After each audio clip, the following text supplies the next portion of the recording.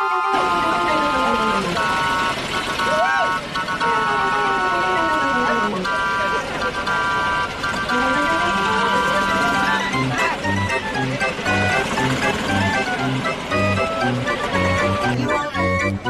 starting to move. Hi, how are you? How you doing? Good. We're starting to move. Hi. We're starting to move.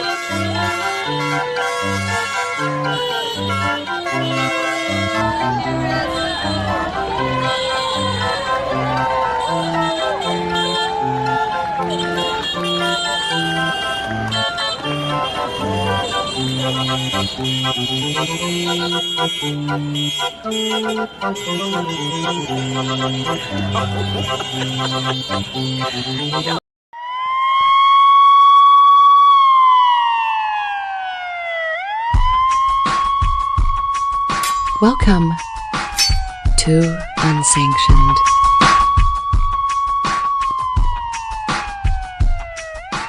My name is Ricky Booth, and it has been my honor to serve as your county commissioner the past 4 years. I'm the only candidate in this race with a proven track record of fighting against residential development, supporting our firefighters and law enforcement officers, protecting our agricultural and environmental lands, and working to get all Osceola High School graduates ready for the workforce by providing opportunities for college and trade schools. By working together, I know Osceola's best days are ahead.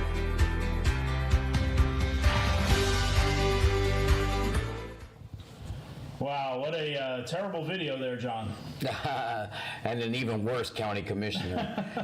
Yeah, that was Ricky Booth. Basically two clown shows, right? That was a major clown show and a minor clown show. That was horrendous. Yeah, I thought the Villages was a MAGA stronghold. I had no idea there was so much support for Kamala in the Villages. It's really sad to see. I guess they're doing too many drugs up there in the Villages. I don't know. Too many parties. Who knows what's going on over there? Who knows? But I'm more concerned with the lies that Ricky's spewing, that he's been fighting this development. First of all, Ricky Booth hasn't fought a single day in his life for anything except to keep his hairline from receding.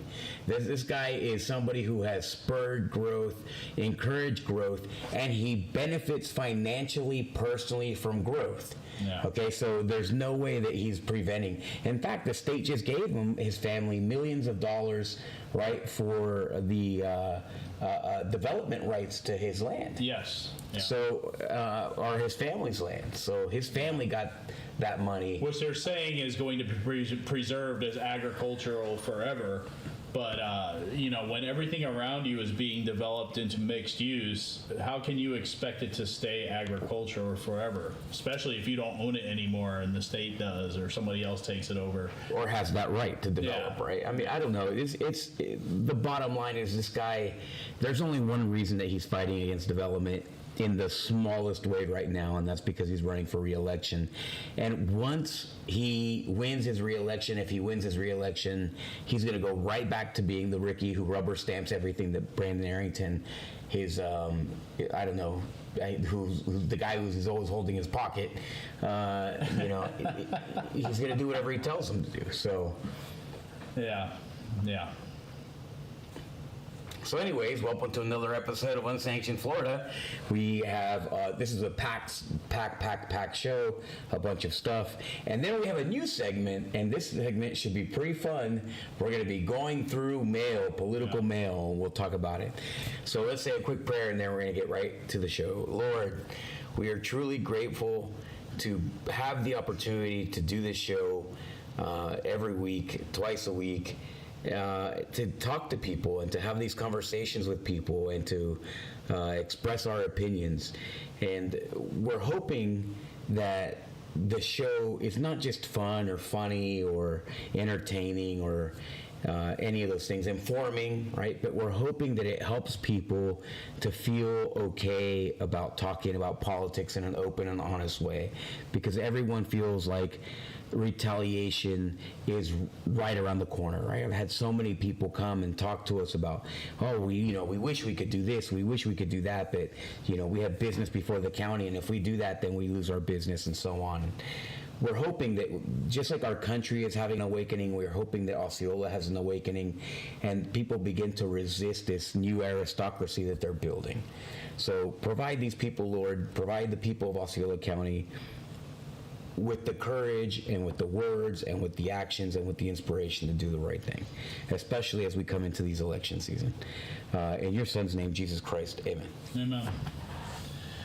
All right, John, let's get into the state.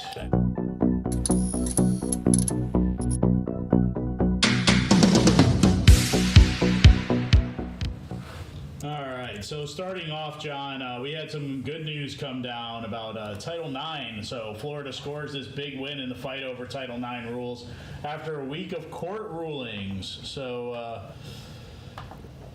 a federal appeals court has blocked the new Title IX rules from taking effect in Florida and 3 other southern states, preventing new protections for LGBTQ students from being enforced, at least for now. They call them protections. You can't. That's the story for you right there. That's the story. You can't protect one group while damaging another, right? So they're trying to fight to allow boys to play women's sports, allow boys to use the female restrooms. And it's amazing that our country is even having this fight right now. Yeah. It's beyond belief. Yeah. Well, as a result of this ruling, Florida schools will continue to comply with the state laws barring transgender students from using facilities like restrooms that don't correlate with their biological sex, and prohibiting trans women from competing in women's sports. There's nothing wrong with that. I mean, this is a perfect thing, and I think we're seeing an example of that at the Olympics right now, John. Yeah, we witnessed a male practically destroy a woman in a boxing match, and it was ugly. Well, here's the thing: we don't know, right? They're saying that she's actually has some kind of chromosomal issue. It's not that she's a male. We can't even trust the media to be honest about what the situation is. Yeah. Right? It looks like a man. I mean, when could you ever trust the media to be honest? Exactly. Unfortunately, that's just the case now. Yeah. So, good thing here, and hopefully we can continue to fight against Title IX and not have it take place here in Florida. But the Biden administration is coming down on Florida. They are targeting Florida over this gun rule in a lawsuit, John. The Biden administration this week urged a judge to toss out a Florida lawsuit challenging a new federal rule that will require more gun sellers to be licensed and run background checks on buyers. The U.S. Department of Justice attorneys Monday filed a 22-page motion in federal court in Tampa arguing that Florida does not have legal standing to challenge the rule, which was finalized in April by the U.S. Bureau of Alcohol, Tobacco, Firearms, and Explosives. Florida. So wait. Yeah. Why is the ATF making these rules to begin with? That's what I don't understand, right? Like, that's why we have a legislature, right?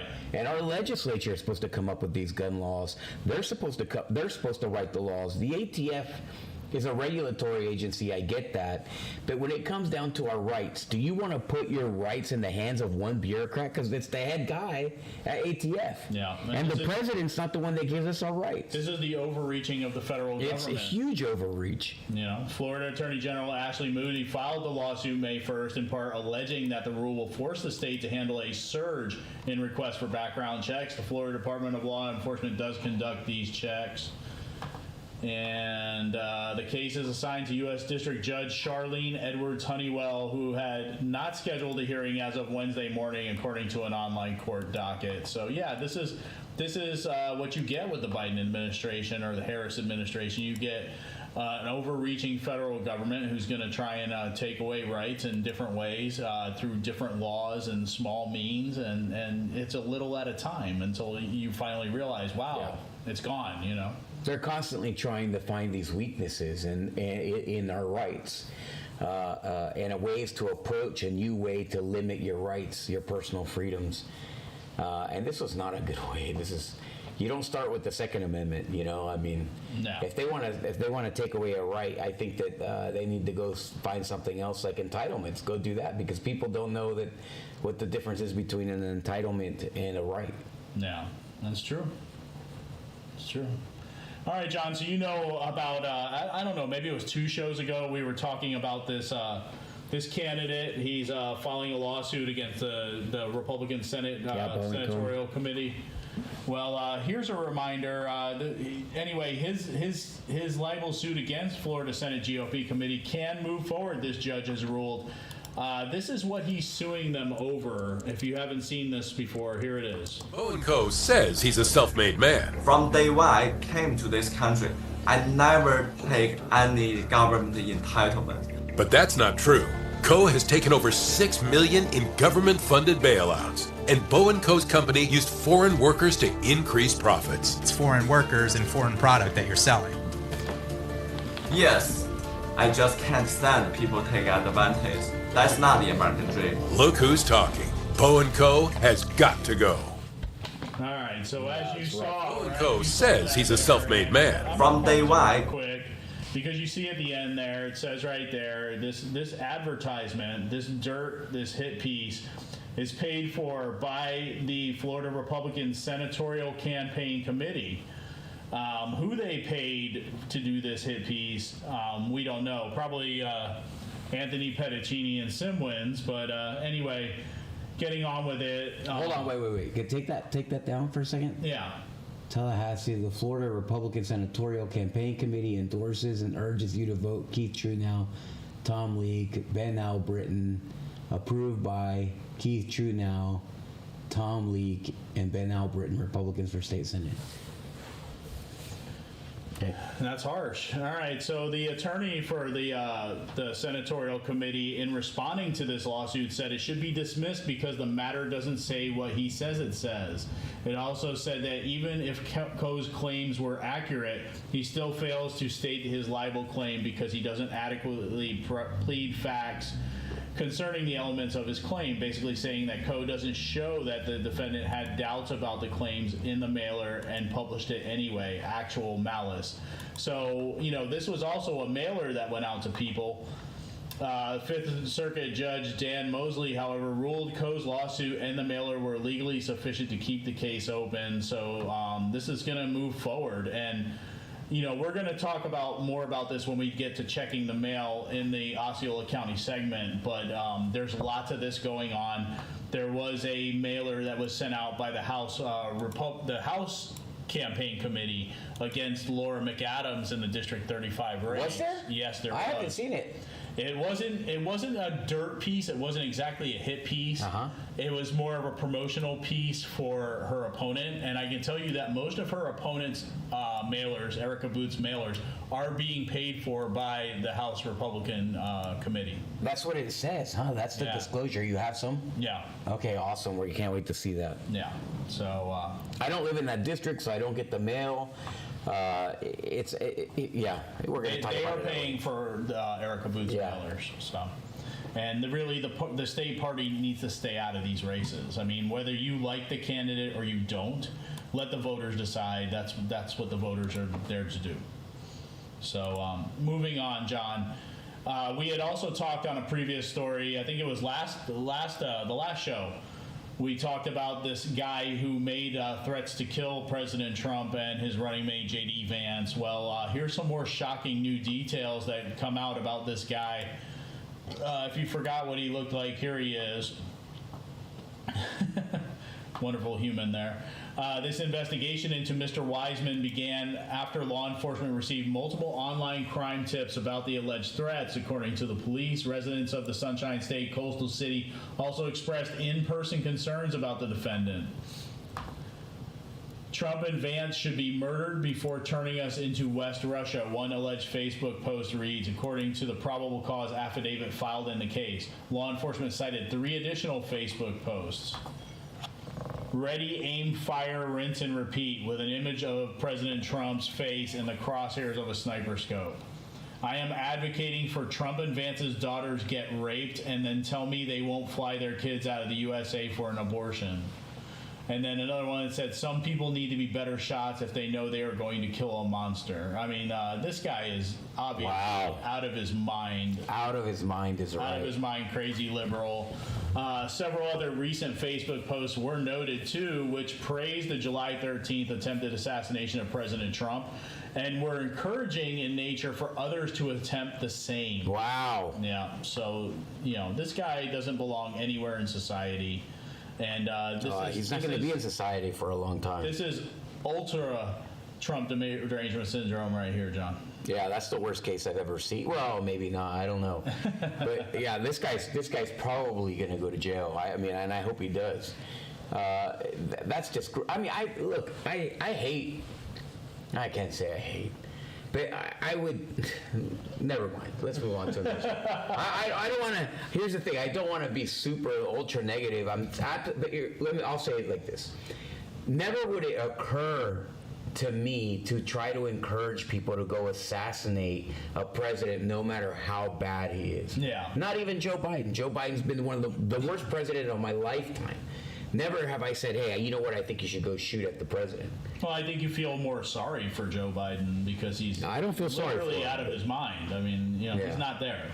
He's not there. But you think about it, John. Is anybody surprised that you have liberals that will be willing to put these things online, not at all, post these things, when we know that Kathy Griffin, a few years back, had a beheaded head of President Trump and held that up. We had Madonna talking how she wanted to blow up the White House. We had Johnny Depp saying that when was the last time we had an actor assassinate a president? I mean, come on, Why is anybody surprised that this is happening right now? Or that somebody would take a shot? Created it. They created it. Yeah, they created this issue. 100% created this issue. Hollywood needs to stay out of politics because you're no good for nobody. So despite everything that's going on, the Florida Democratic Party chair insists the state is still in play ahead of the 2024 election. She actually made an appearance on TV, John. Here it is. Since his announcement a week ago and the emergence of VP Kamala Harris as the expected nominee, Freed says the party has added more than 10,000 new volunteers in Florida and a surge in donations, even in traditionally conservative areas like here in Lee County. This is what it looked like this weekend at the local party headquarters, a grassroots phone bank putting out hundreds of calls to voters. The Democrats are going to need something to change because when it comes to momentum at the polls, Republicans have had all of it in Florida in recent major elections. Former President Trump, of course, won the state in 2016, then won again by an even bigger margin in 2020. And Ron DeSantis dominated the governor's race 2 years ago, earning nearly 60% of the vote there. Is Florida actually in play this election, or is this just some momentum that... I just wanted to point out that, she appeared on the TV screen. She didn't appear in person. That won't mean anything come November. Florida's in play, and let me explain to you why Florida's in play. First of all, Ron DeSantis didn't win by 19 points. Florida Democrats lost by 19 points. That was on us. We had over... Oh, brother, what does that mean? No, you lost. 60-point blowout. Yeah. Here's the thing. You can give like the credit to Trump, the credit to DeSantis, the credit on the Democrats. She's right in the sense that they lost it because of their policies, right? Like their policies made people flock away from the Democratic Party, right? Nobody wants to chemically castrate their kids. No. Sorry, wrong. So yeah, I guess you can say that. Yeah.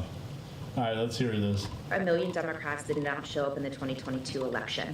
And so now we have rebuilt this party, they've rebuilt the infrastructure, the excitement, the energy.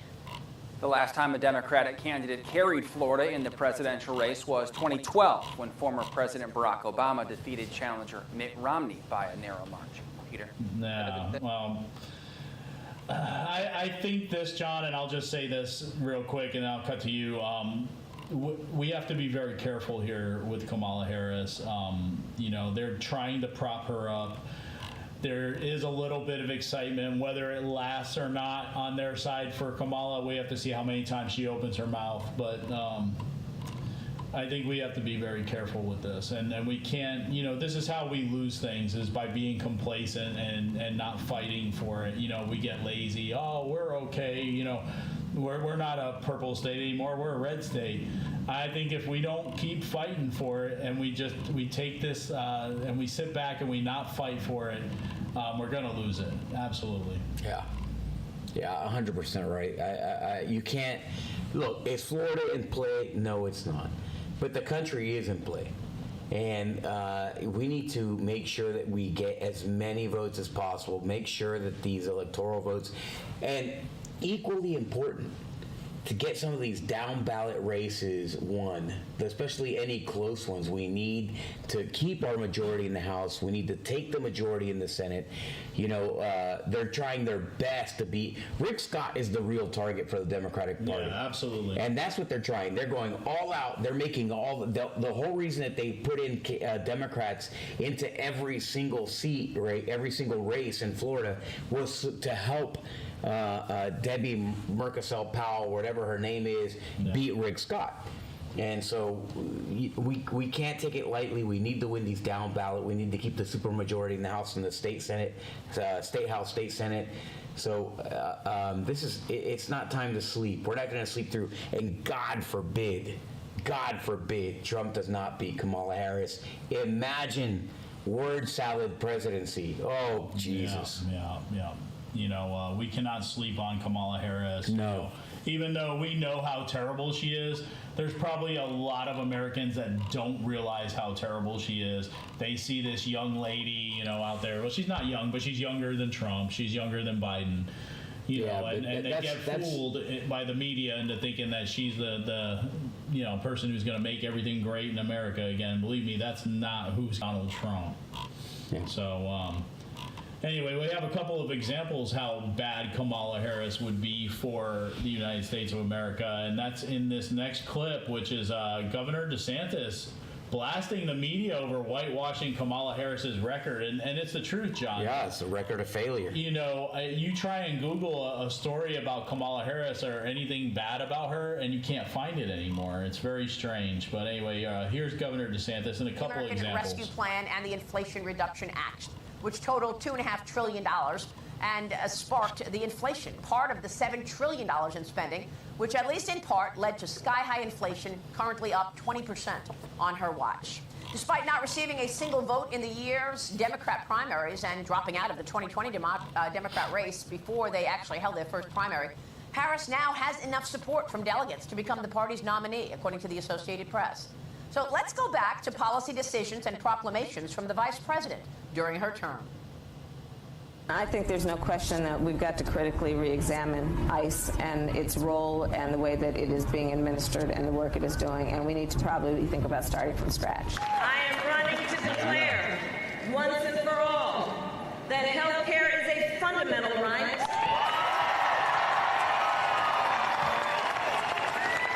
And we will deliver that right with Medicare for all. We're not going to treat people who are undocumented across the border as criminals. That's correct.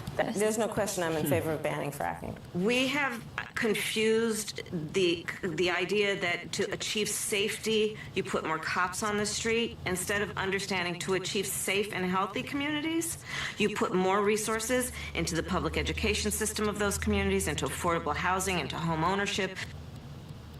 Well, that was then. Now it's a presidential race on the line. Harris is trying to disassociate herself from the impact of the Biden-Harris policies, including inflation up 20%, real wages down almost 2%, and the U.S. national debt approaching $35 trillion.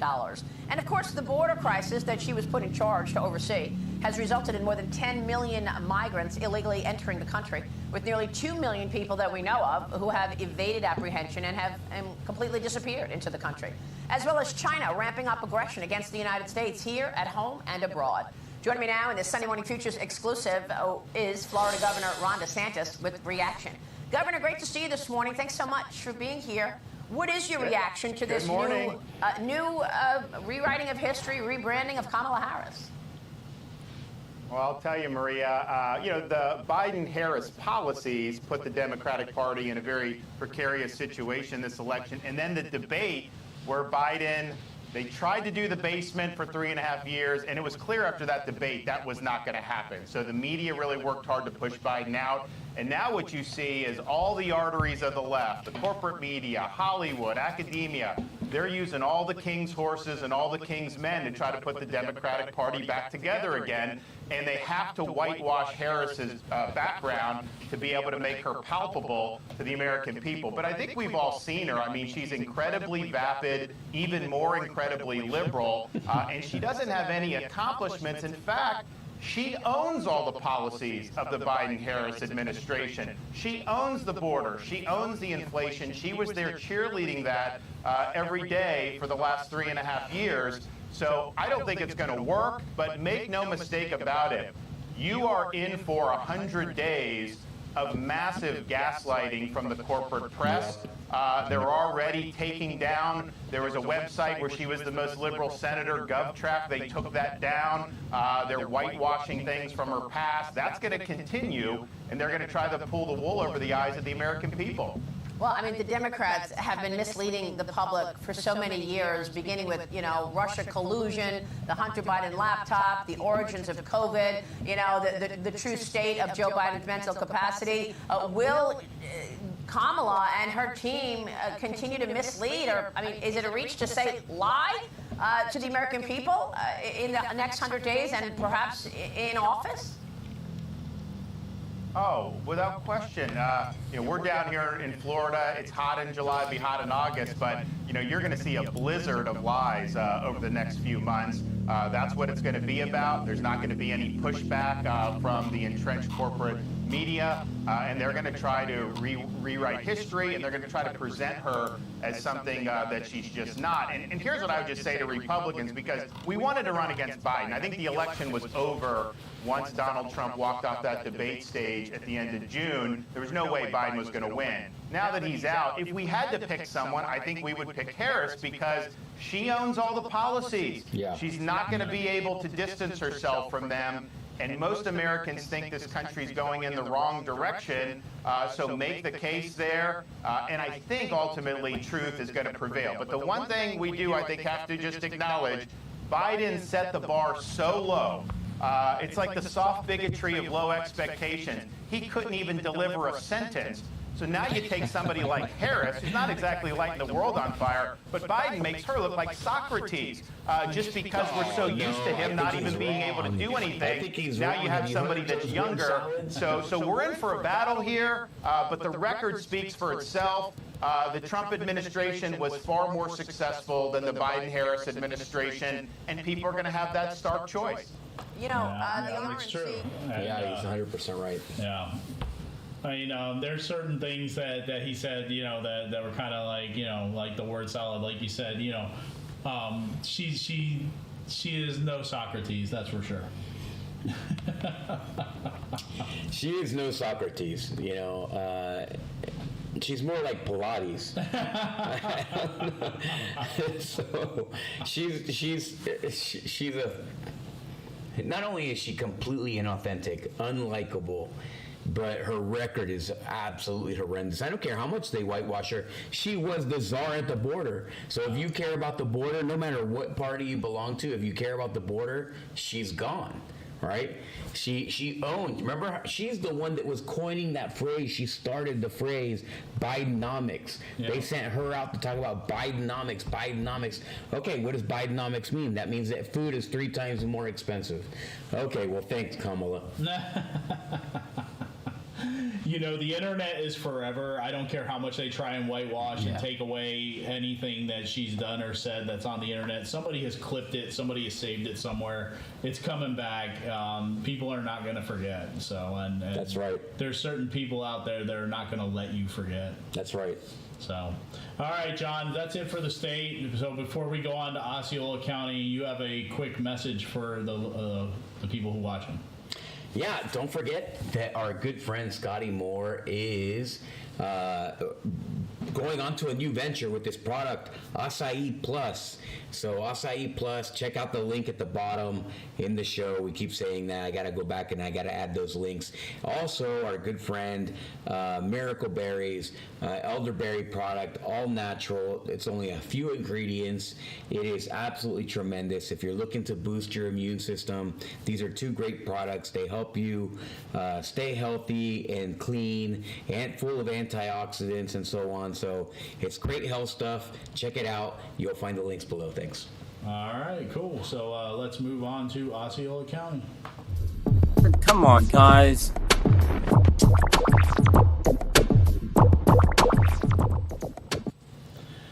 All right, John. So our first story up for Osceola County, this interesting story that popped up in the Orlando Sentinel, and it was talking about the District 5 race for the county commission. It says political newcomer takes on well-known incumbent. Political newcomer. Now, what are they talking about? They're talking about Diana Liebnitzky and Ricky Booth, but Diana Liebnitzky is no political newcomer. All right, she's been around. She has run before. She ran against Fred Hawkins. So she's not no newcomer. That's the inexperience of the reporter there. But anyway, there were some interesting things said in this story, and we're just going to take a look at that. First they started out about Booth, who has the Parton cattle ranching lineage on his mom's side, says he understands how to strike a balance between preserving the land and developing the land. Yeah, the balance for him is if he makes money from it or helps his family, then he's for it. Right. And of course, Liebnitzky says Booth's support for building a toll road through Split Oak Forest provides an example of why she's the better candidate to fight for preserving land. So that was just part of the story. But then you get into the things that he had to say. Booth, he was elected in 2020. Wait. He didn't interview for this, though, right? No, he did not interview with the reporter. He sent the reporter an email. And it clearly states that here. It says Booth said in an email. So he's a chicken. He's Steven Chicken of Orlando Sentinel reporter. He can't handle somebody asking him questions. Here's the problem. You know that people are liars when they're refusing to even get in front of the stage, right? Like they won't get in front of the microphone. They don't want to say anything. They just want to control every aspect. All right. I mean, that's why he has his high school yearbook picture in this thing. He's full of it. He's a big facade. And you're right, John. When you won't even face an Orlando Sentinel reporter, you won't do an interview over the phone or anything. You want to send an email, right? Yeah. You won't speak. And this reminds me of the first time I actually saw Ricky Booth speak in a setting that wasn't, like at the county commission meeting or anything like that. It was at an Osceola Action Committee meeting, one of their first ones. I was there, a couple of years back. Yeah. And he came in and he was sitting at the back of the room.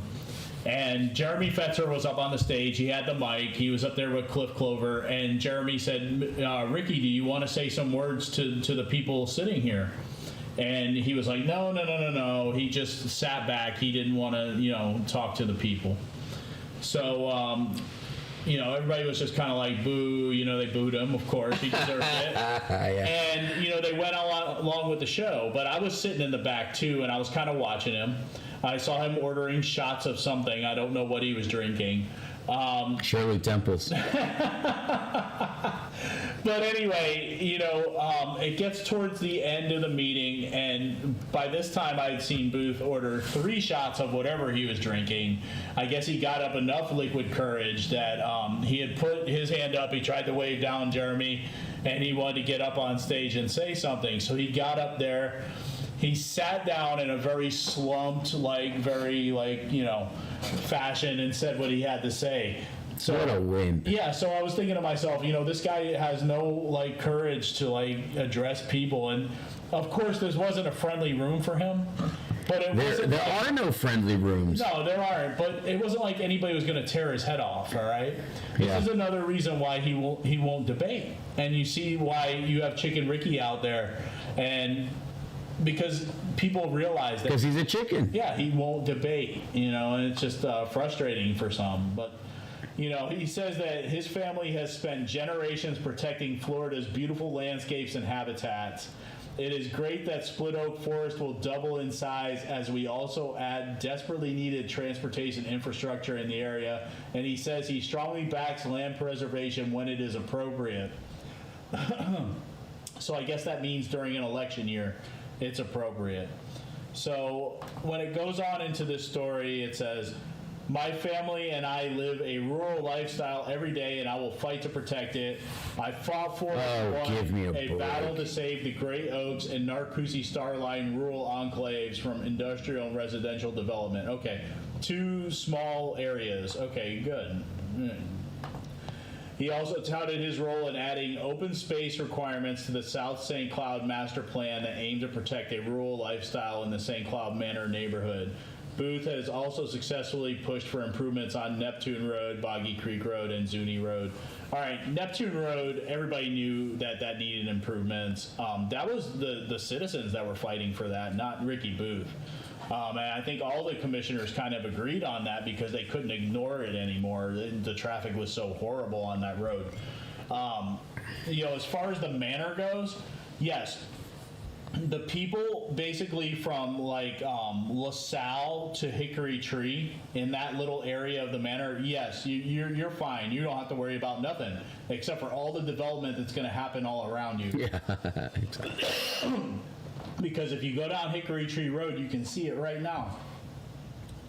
Anyway, take it away, John. I need a drink.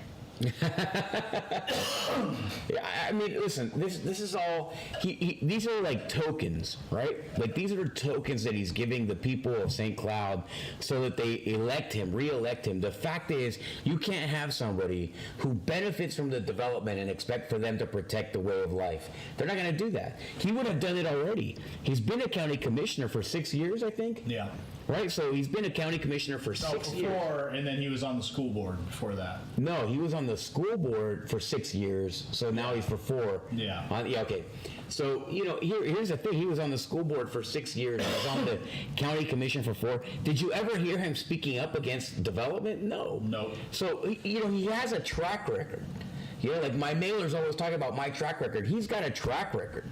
His track record, aside from running away from chickens in the street, his track record is failing to curb development at all. Yeah. And benefiting from it. All this stuff that's happening down in the South, all the Southport, all that stuff is directly benefiting his family. And his friends. So he's not going to stop it. He doesn't care about the future of this county. He always comes out ahead. He's like an insurance company or a pharmaceutical company. He always wins at the end of the day. And I don't mean elections because he knows he might lose because people are so sick of him, but nonetheless, he always takes. He's a taker, not a giver. So forget the token little, street or two that he prevented an apartment complex from going in or a condo development from going in. This is about Osceola County in general. And if you can't vote in general to improve the county, then you're failing at your job. John, I was arguing with somebody last night online, and it was over this guy because I saw a bunch of people defending him. I'm like, well, why are you defending him? If he was the champion for preserving rural life like he says he is, I would be his biggest supporter. Mm-hmm. But he's not. He hasn't been. You take one trip down Hickory Tree Road and you can see there's no improvements planned for Hickory Tree Road. Hickory Tree Road is being overdeveloped as we speak. Yeah. The traffic on that road is going to be worse than Narcoossee Road. Believe that. You see on the corner of Deer Run and Hickory Tree, they're putting up townhomes, apartments, residential housing. You see new residential developments all along Hickory Tree Road. Hickory Tree Road is one of the most dangerous roads in St. Cloud, and yet they're planning improvements, but those improvements are not going to improve the traffic situation that's going to result from all of this. And Mr. Booth, you are to blame for this. Now, yes, you'll have people out in Yeehaw Junction and those areas, the real deep parts of Osceola County, where they're not being affected by any of this right now. So but they will. When Ricky Booth sends out these mailers saying that he's the champion of preserving rural life, they'll believe it. Yeah. But Ricky doesn't want to be challenged on his record. He really doesn't. That's why he won't debate. That's why he doesn't want to talk to the news. He only answers an email because he knows his record sucks. He can't defend it. And anyway, let me get off of him because I'm just I'll just go on and on and on. But no, he is not a champion for preserving rural life. He's one of the reasons why it's being destroyed in St. Cloud. So anyway, Our supervisor of elections, John, she decided that she was going to do conduct a public testing of election equipment this morning. She actually did this. We had some folks that went down there. They told us it was a big nothing burger. But the interesting thing in this story was they talked about something that we saw on Facebook, that this guy had complained to the supervisor of elections office that their community development district had been annexed by the city of St. Cloud, but they did not have any of the city of St. Cloud candidates on their ballots. Crazy. Yes. So, crazy. After doing additional research, they discovered a second community development district that St. Cloud had also annexed, also didn't have city candidates on their ballots. So the elections office says that they immediately corrected the ballots for the affected precincts and began retesting all of their election equipment. Now, the thing that stuck out to me, John, is, I ran in 2022, and I was wondering how many of these districts should have had city candidates on their ballots that didn't. How many votes did I lose or could have had? Yep. And I'll never know, we'll never know. But this supervisor of elections that we have right now, she's got to go. She's got to go. Listen, I'm in favor. To me, she's like Joe Biden. She's our very own Osceola County Joe Biden. I want to see a cognitive test of the supervisor of elections, because I don't trust that she's even sane anymore. No. I mean, come on. She violated state statute twice in 2 elections in a row. Now we realize that she's leaving out entire groups of people who don't receive their ballot correctly. How is it that she has not been removed from office? No. They have to submit a complaint on this. She has to go. Absolutely. Listen, people, come on. This is the United States of America, and you have a woman.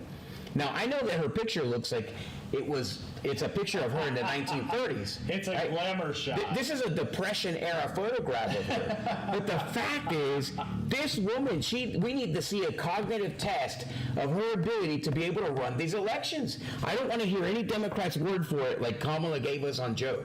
Right? I don't want to hear any reassurances by the Democratic Party saying, oh, no, she's fine. She's good. Look, Brandon won his race, okay? Because that's what they're going to give as proof, that she can get her son elected. That's not good enough. She absolutely has to go. She has to go. Yeah. And the governor should remove her before the elections, because it's not fair that we find this out. And they lied. They lied about it. Again, she has this history of lying. She said that they fixed it immediately. That they had no idea that this happened, and somebody was telling Jim Trouts, the other supervisor of elections candidate, that he had complained multiple times about the issue. Wow. So he had complained. You have citizens complaining to the supervisor of elections that they're not getting their city representatives, their city councilmen on their ballots, and she doesn't do anything for multiple years. Come on, she needs to be pulled from office immediately. We need to start submitting some complaints about her, have her removed immediately. I don't understand. There's only one reason that I can imagine that she would not be removed from office, and that's Fred Hawkins running cover for her, Michael Horner running cover for her, Ricky Booth running cover. Well, he's busy running from a chicken. Well, her son's running cover for her. And her son, of course. I mean, there's no reason. The governor should be aware of what's happened here, and he should remove her. Corey Bird should have already talked to the governor about getting rid of her. She should be gone. Well, instead, he went and did a video with her. I mean, come on. And this is the thing, John. She always blames somebody else for her mistakes. Mm-hmm. So, when those ballots went out with the R's and the D's on them, she blamed the printer. Yep. When this happened with them screwing up and not having the candidates on the ballots, she's blaming the city of St. Cloud. Yep. It's your duty as the supervisor of election to know that these things happen, to update those ballots, to make sure that those people are on there and the ballots are correct. So you blaming the city of St. Cloud doesn't make any sense to me. I hope it doesn't make any sense to other people. But, when they make these excuses, they know that most people aren't aware. Most people don't pay attention. They're just going to kind of take what she says at face value and go on about their day, which really sucks. But, yes, if you do know better, please let's file these complaints. Let's get her out of there. Yeah, file complaints. Contact the governor's office. Make sure that you're emailing the governor. Call the governor. We have to get rid of her. Yeah. She's absolutely horrendous, and we can't trust our elections. If she can't even make sure that the right people are on the ballot. I mean, and then she violates yours. Here's the thing. If I were a supervisor of election interested in people winning and losing, right, I would do the same thing. Yeah. Right? Just don't add them. And it's the same thing. We have a lot of questions about these lists that are submitted to software companies like WebElect and so on, that we can't trust that stuff that they're submitting. And I bet you that while we can't, candidates like you and I might not be able to trust that data, I bet you her son and Ricky Booth, her I don't know, never mind. I bet you Ricky Booth and Brandon Arrington, I bet you they get the right data. Yeah. You know, I truly believe that. So there's something going on, and that's a difference of about, you know, maybe 1,000 to 5,000 votes. Make sure you vote for Jim Trotz. And file those complaints. Write a letter. Let's get rid of Mary Jane Arrington. She needs to go immediately. Yeah. So, talking about the city of St. Cloud, John, they're coping with flooded roads, disabled cars before the peak of hurricane season. And it's interesting because we have a couple of stories about these flooding issues. Here's the first one. Well, I thought I started. Flooding. City officials in St. Cloud say they just got too much rain all at once. But the people who live there say there's a lot more to this story. Fox 35's Marie Ettinger is live in St. Cloud tonight, where roads were underwater this weekend. Looks like it dried out a little bit there, Marie. Yeah, right now there's just a little bit of ponding left. That's the only evidence. But over the weekend, this place was underwater. Now, I did talk with the police department in St. Cloud. They told me they got about a half a foot of rain, and they said no drainage system would ever be able to handle something like that. But I talked with people in this neighborhood, too, and they told me flooding here happens all the time. Listen. I've lived in Nicaragua, okay? When you talk about torrential downpour, they have gutters that are like 12 feet deep and 12 feet wide to catch the rain. So don't act, I mean, come on. The Romans built better roads than they build in St. Cloud, downtown St. Cloud. Yeah. This is not about what can be done. This is about what is done. All due respect to the police, that's just not the case. This flooding, there's something else behind it. Yeah, absolutely. They want that fixed.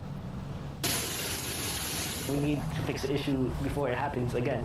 That's what Jamil Hans hoped Fox 35 could help with. Saturday, the city of St. Cloud got around a half a foot of rain in just a couple hours. Police had to go out to direct traffic and help with disabled cars all over the city.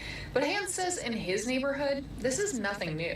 All this road and that road gets mostly flooded a lot, and cars still decide to pass. He's lived in Anthem Park since 2007, and he says the past few years, whenever they get a hard rain, the roads flood, trapping him inside his house. It's better to just stay home and stay safe, not go out and drive in the flooded roads. The communications director for the city of St. Cloud told me they have proactively performed maintenance on city storm inlets and drainage ditches, and that they work with partners at the state and county for maintenance on drainage infrastructure that belongs to them.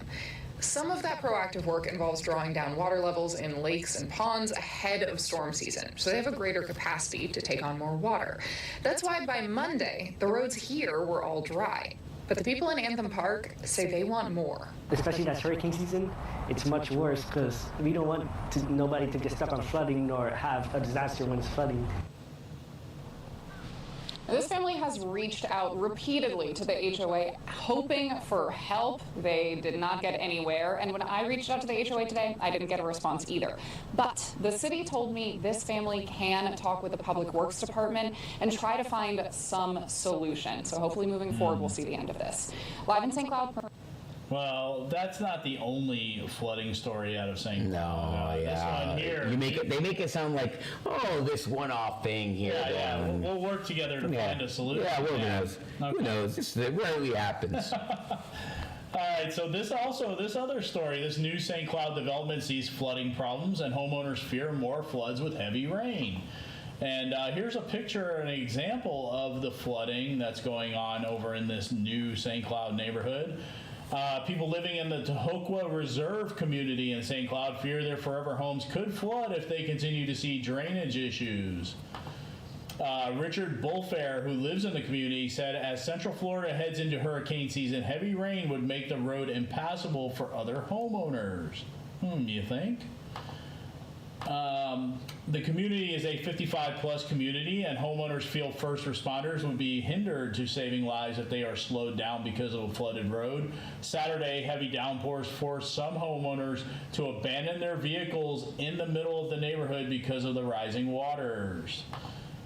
Now, Channel 9 reached out to the developers of the community, Pulte Homes, about the ongoing issue. A representative from the company said it was the first time hearing about the problem.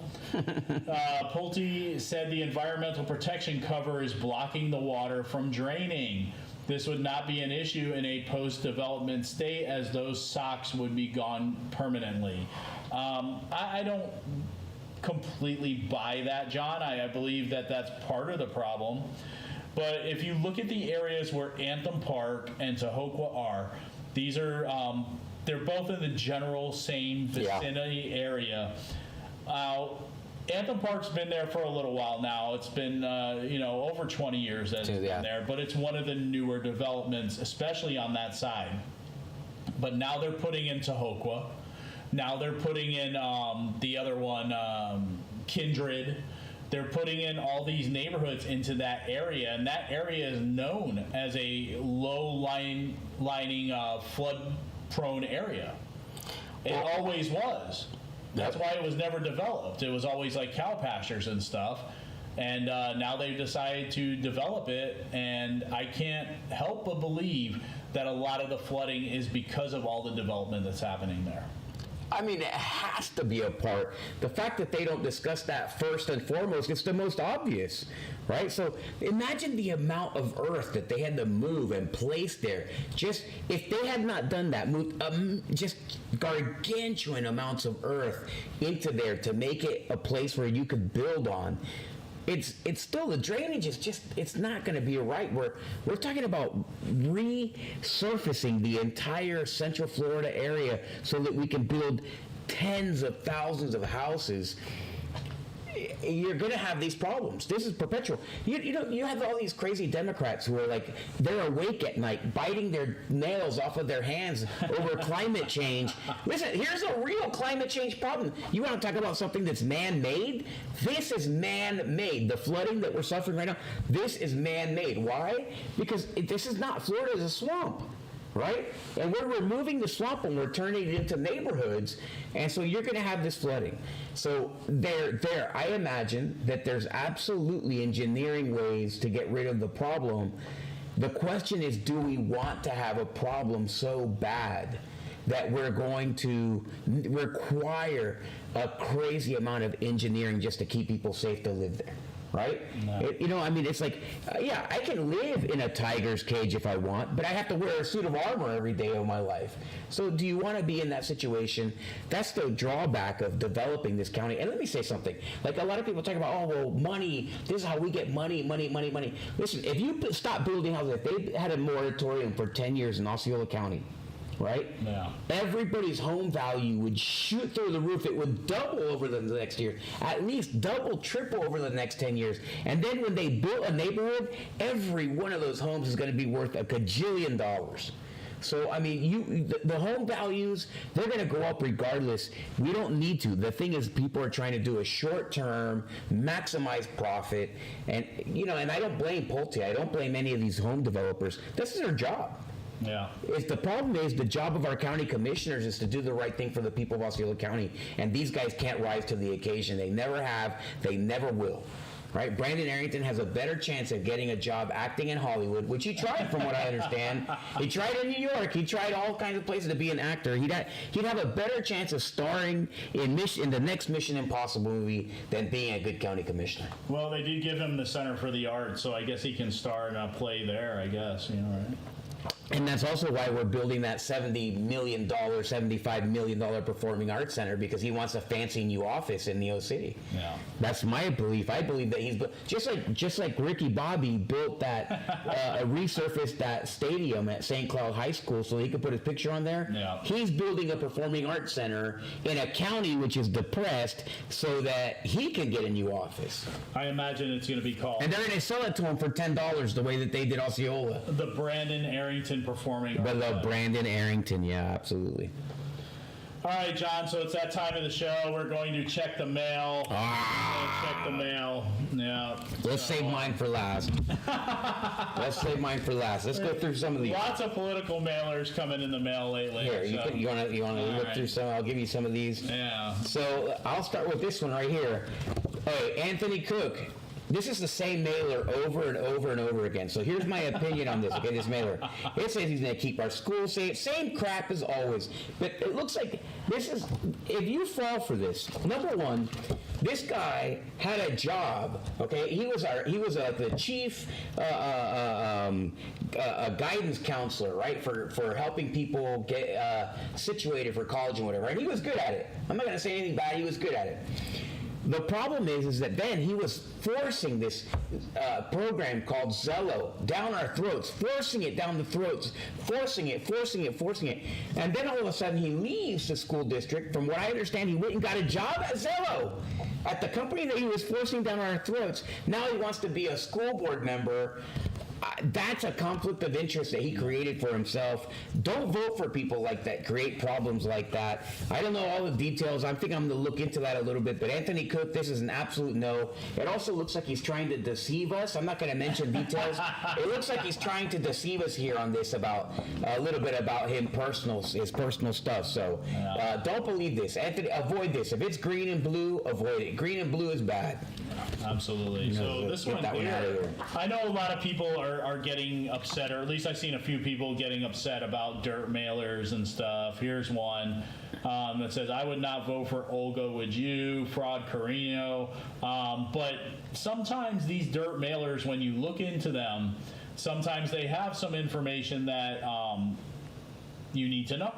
And obviously with Olga Carino, we all know the incident that happened in downtown Kissimmee during Boo on Broadway, with that trolley and the kid that got injured. That made the news. Everybody knows about it. I wouldn't vote for Olga Carino. I know that. No. Well, here's the thing. It's a beautiful dirt mailer, by the way. It's very well done. Yeah.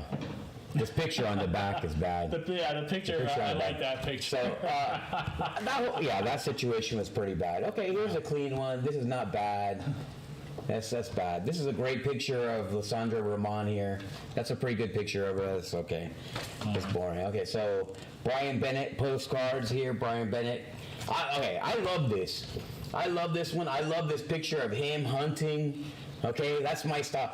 To me, that speaks to me. That speaks to me. I like the color. I'm only a red, white, and blue type of campaign, this stuff, right? But I'm not going to lie. I like the hunting picture. I think that's a professional picture. I also like the picture on the back here.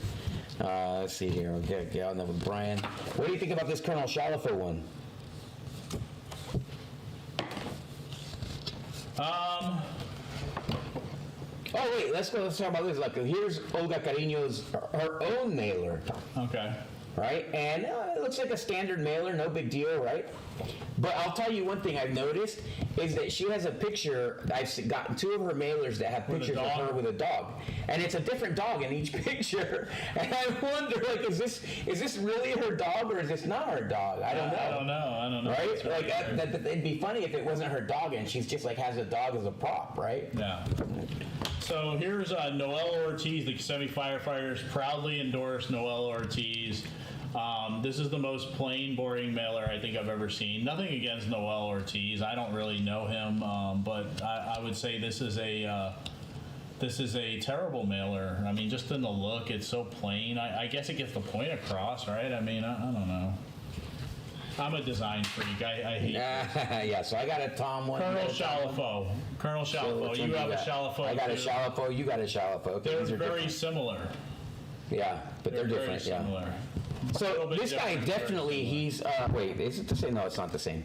He gets mileage out of this military uniform that he's got here, right? Yeah.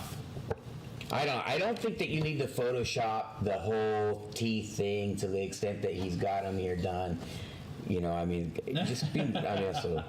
But, very white. Yeah. But definitely you can tell it's a Republican mailer. Yes, yeah. A lot of words on it. I don't know. It's a lot, right? It's a lot on here. Oh, let's talk about this one.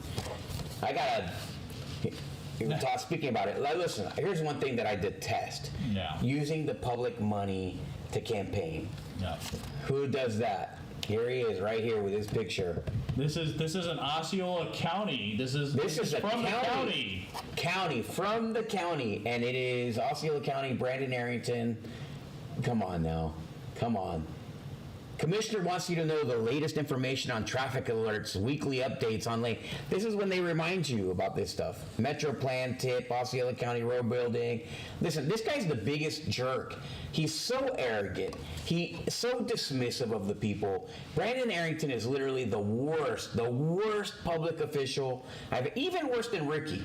Even worse than Ricky. He's the absolute worst public official I've ever come in contact with. You know, we know how much a mailer costs when it goes out. How much money, how many thousands of dollars did the county pay for that mailer? A lot. Angel Koba for school board. Not a fan. Not a fan. Not a fan. You know, something that I'll just say about Angel Koba is that we invited him to FRA multiple times. He's never come. He has no interest, huh? I don't know why. Yeah. I don't know why. Well, I'll tell you one thing I don't like. Okay, so... And, you know, don't question why the FRA endorsed Julia Tavares when you've never come to an FRA meeting. I mean, look at this picture. What a goof. But here's the thing. I get it. He's a soldier. He's a veteran, right? He's not a soldier. He's a veteran. Thank you for your service. Yeah, thank you for your service. But if you serve the way that you serve, the way that you're running your campaign, that's not a soldier that would have gotten anywhere, right? So this is a goofball. Basically, to me, I listen to him and I hear Julius Melendez. It's like Julius Melendez has his hand inside the puppet, the puppet hole, and he's moving the lips of Angel Koba. I mean, he tags Julius Melendez in his posts sometimes. I mean, they tag each other. That's why they got like a bromance going on. This is a lot of pink on a mailer. I've never seen so much pink on a mailer in all my life. There is a Lysandra Roman palm card. That's not a mailer. Mm-hmm. That's a palm card too. Walking. I got this one. Listen, I don't know who did this one, but they're a moron. This is a moron. Only a moron says Ricky Booth in big letters and then puts a picture of a turtle. Now, here's the thing. This is subliminal messaging, and this is a Freudian slip because Ricky Booth is slow. I can tell you, when I've had conversation with him, the first thing I think is Ricky Booth is slow. And here's Ricky Booth and a turtle. Ricky Booth is slow. We need to replace the turtle with a chicken. I know, right? The turtle can't get away from the chicken. The chicken's too fast. But Ricky Booth is slow, for sure. Yeah. So here are a couple of mailers from your opponent. Oh, well, let's hold on to those. Let's hold on to this. Okay, here's another hit one on Cariño. Oh, you know which one I like? This one is great. This is good design. This is very nice. It's appealing. The color, I'll tell you, the artwork is nice. It's a great idea for her logo. It's Rosie the River and the headband and the stuff like that. And she's such a cool thing. She has it in Spanish and in English. It's very smart, complete. Debbie Rambis. This is a good mail piece. I really like the way she's campaigned, and I like the way her campaign has run. So I like to. Really do. All right, last one before we get into that one here. Kristen Arrington, a full page, 8.5 by 11. I got one too. Hold on. Oh, do you? Yeah, you got one too. Is that the same one? No, it's different. Yeah. So is that a county or is that the state? Who paid for it? Let's see. This one is paid for by Realtors Political Advocacy Committee. Committee. So listen, who's paying for this? Not Arrington. No. You know who's paying for this? The Realtors are. The Realtors are a joke. Their PAC And I'm not talking about realtors. My whole family's in real estate. They all have their real estate license. They're all brokers. But this is the pack of the realtors, and they're full of it. They just go with the establishment pick. Everybody knows there's no point in interviewing. And for the first time, probably ever, a lot of people refuse to go interview with the realtors organization because they knew it was fixed. Yeah. So that's what's going to happen. Next year, even fewer people are going to want to go and campaign. But I mean, these pictures are horrendous. Are they? These are the best pictures you can get of yourself? These are her. This is the shot she always uses. It's basically a glamour shot that she uses. She does not look like this anymore.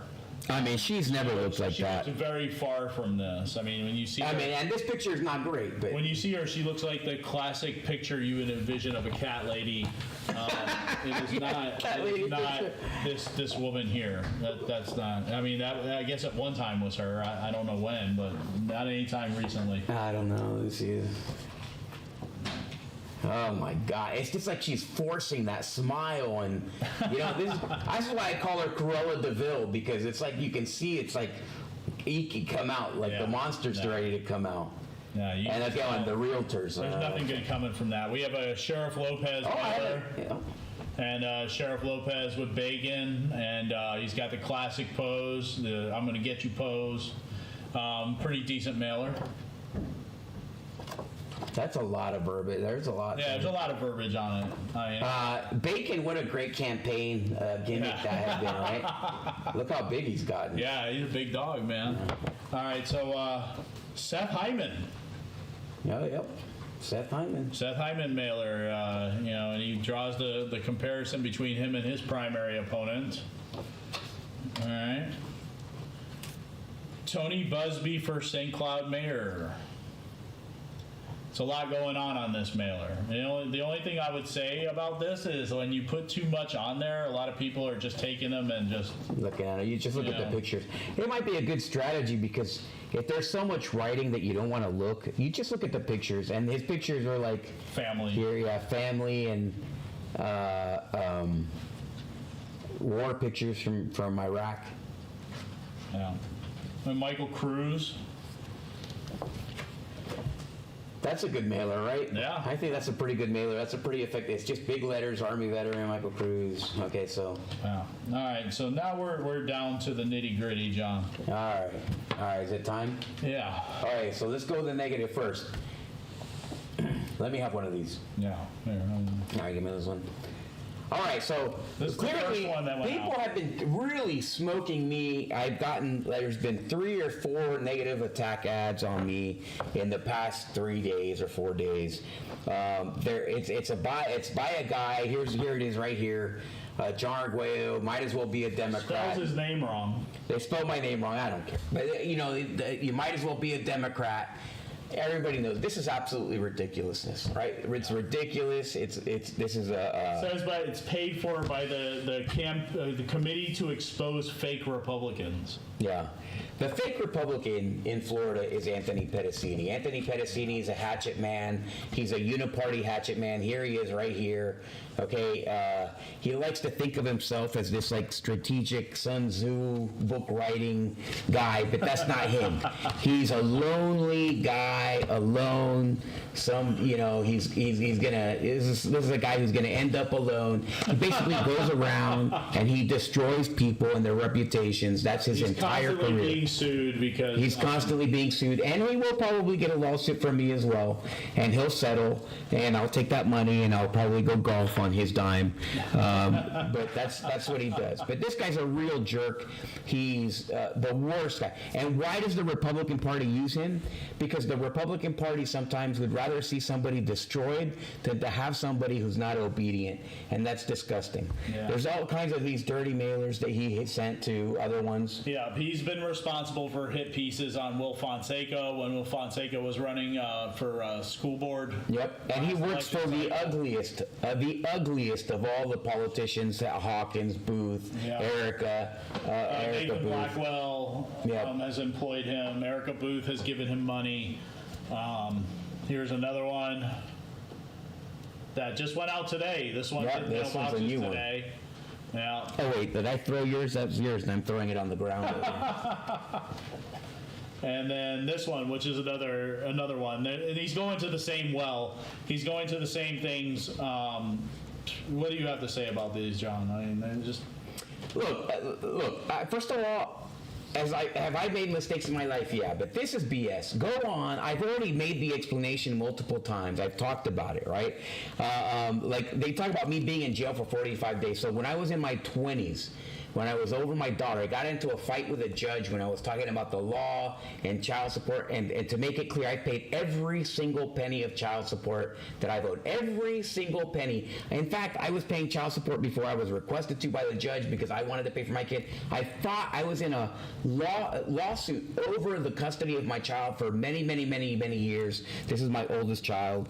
And you know, so I got into an argument. It was very impassioned. I was fighting in my 25-year-old brain, 28-year-old brain.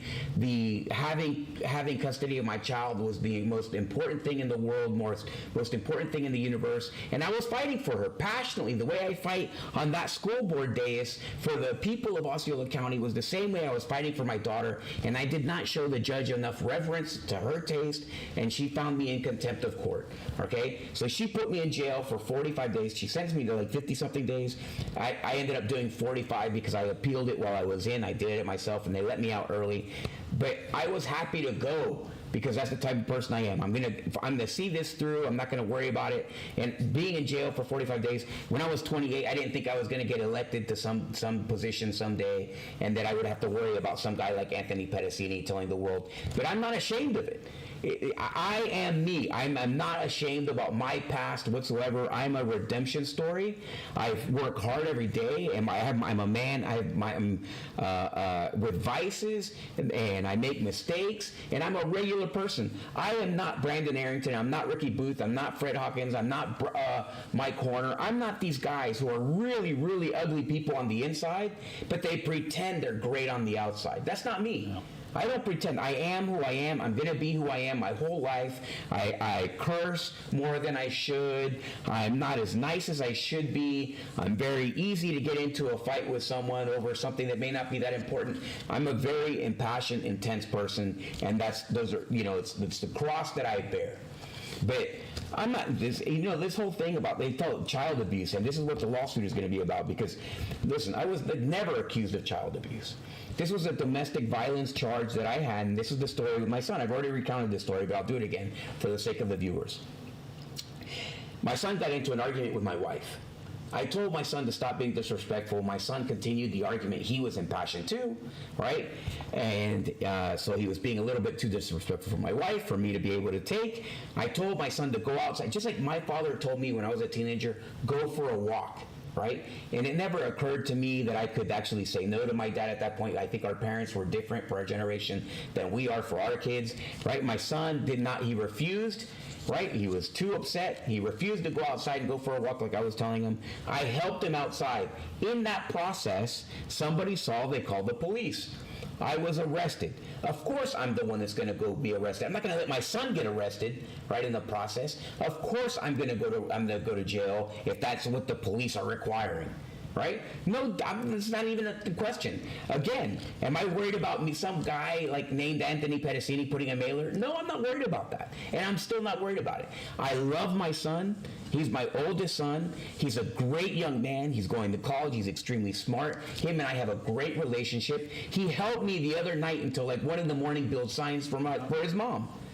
Okay, so my son and I are great. There were never charges filed. It's all BS. It's all BS. So you can listen, and here's the thing. The opponent, now who's involved in this besides Anthony Pedicini, this hatchet man? There's multiple people.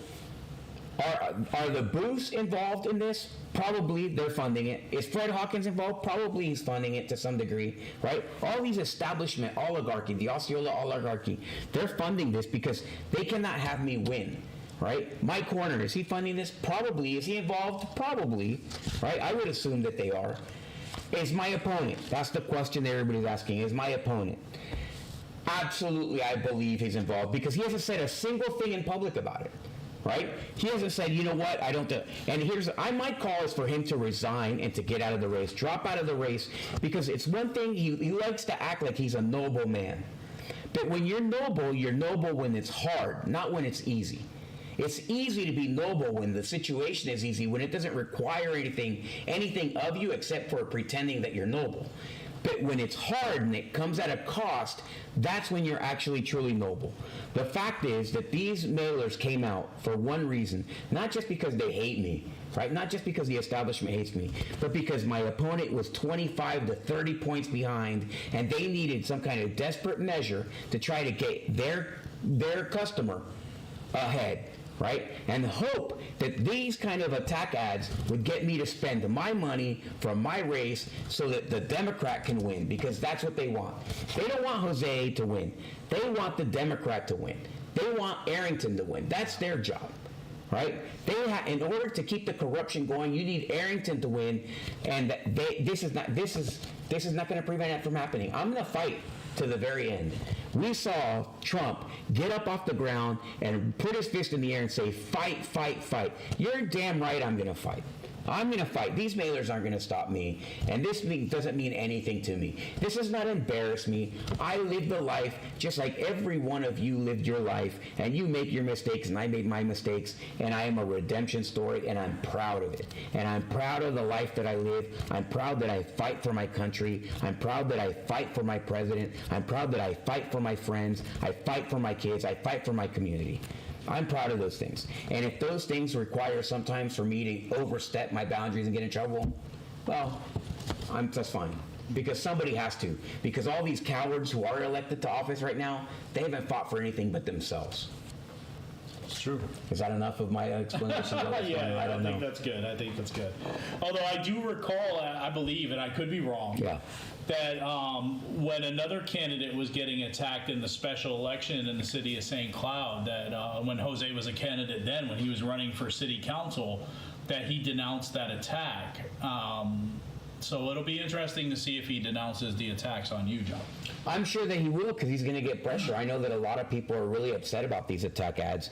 I mean, they're ridiculous. To call me a Democrat, I mean, I'm not sure what's worse, child abuser or Democrat. Well, I think they couldn't go to that well anymore once Byron Donalds and Corey Mills endorsed. Listen. If you believe that I'm the bad guy that these mailers say that I am, I wouldn't be endorsed by General Flynn, Byron Donalds, Corey Mills, all the state reps, Carolina Amnesty, Bernie Jacques, Doug Banks, and these are all super decent people.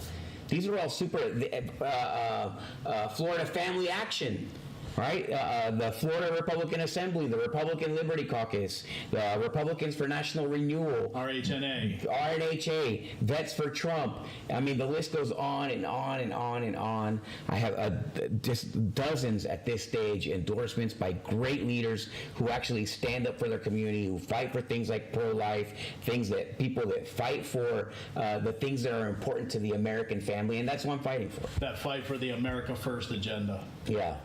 So my opponent this is a desperate attack, and I know that he's behind it. I mean, he's part of it. He's complicit in it. And this is not, for me, this is not a vanity project. You know, this is not for me to feed my ego. So, and that's why these things don't bother me. It's just, it doesn't bother me. And I would hate for somebody to win an election. I would hate to win an election myself based on just attacks. Yeah. And that's all he's got going for him. So I could easily attack him. There's many things that I could attack him on. There's plenty of things. I've worked with him. I know this man well. I know a lot about him. I've had PACs coming to me and saying, listen, we want you to win your race. So here's the thing. We interviewed some of his ex-employees. We have this, we have that. We have all this information. They've shown me things. They've shown me designs. And I said, nope, don't want anything to do with it. Don't do it. Don't do it. Don't do it. Don't do it. If I attack somebody, it's going to be from these lips and from this name that my father gave me. It's not going to be from some dark money PAC. I'd hate to think that Jose is involved in this, and I really hope that he does come out and denounce this. So. Well, it's been too long. He should have done it the very first day, and he should have called his buddies and said, stay out of my race. right? And because he hasn't, I think that he should drop out. He's already so far behind. He can spend $150,000, but he's going to win. If he's going to win, it's going to be with dirty attack ads, and he's going to have to send a lot more of that. And by the time he's done, he'll be as much of a monster as Ricky Booth or Brandon Arrington or anyone else who is currently elected and in the leadership of this county. He'll be no different. He'll be no different than Fred Hawkins, and that's not what Osceola County deserves. No. Yeah. All right. Well, we went for an hour and 23 minutes, John. Oh, that's the whole show then. Okay, that was the end. I didn't know. I wasn't keeping track. Listen. We checked the mail. Thank you so much for following, for supporting, for staying with us. We appreciate it. I hope that the sound is working good. I can't. Yeah, I think so. No one said anything. No one has said anything. So thank you. God bless you. We love you. We'll see you next week. Absolutely.